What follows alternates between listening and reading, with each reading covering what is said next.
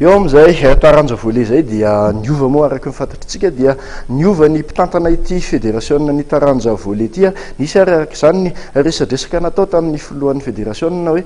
inona no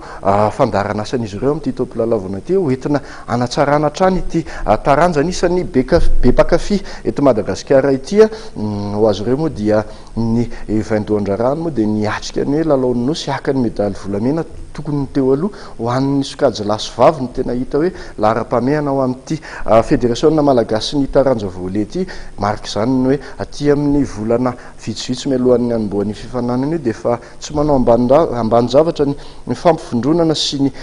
fampianarana ireo mpilalao izay andrafitra n'izany ekipa pirenena izany. Tsy jery ny lasa tsontsika fa ny ho avy amin'izao fotoan'izao ary hitanareo eo fa dia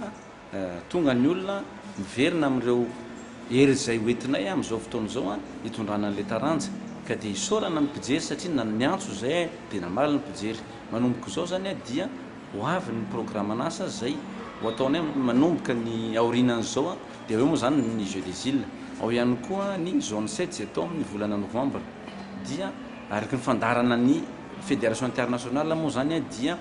iopana ihany koa zany zao tsika manomboka izao anetana ho tiany atao hoe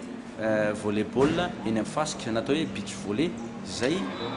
izy tokoa atsoatsy ny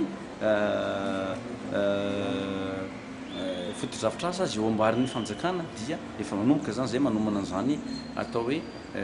fihetsiketsehana amin'ny beach volleyball ka dia zany hatrehatr'izany zany ho tanterana amin'ity taon'ity tsy adino mihitsy ireo zandry olona U17 zay anomana ny CCCOI amin'ny taona ho avy ny eo amin'ny technicienne mbola mandinika ny zareo efa ao anatiny manana ny expérience zany mbola tazana fa tia anao le izy ny relève araky ny teninao dia efa nanao zay programme na fiantsonan'ny relève dia efa hitanareo teo zany fa dia misy ny ankizy amin'izao fotoan'izao efa manao ny miditra misorasanarana ho tia volley afaka 3 taona 4 taona dia ho lasa ho sangany amin'izao fotoan'izany sady koa fanetanana zany ho an'ny isa tokantrano mba haniraka an'izany ho tia volley amin'ny taranja zay ataon'ny ankizy na ny ampianarana na ny any amin'ny tokantrano.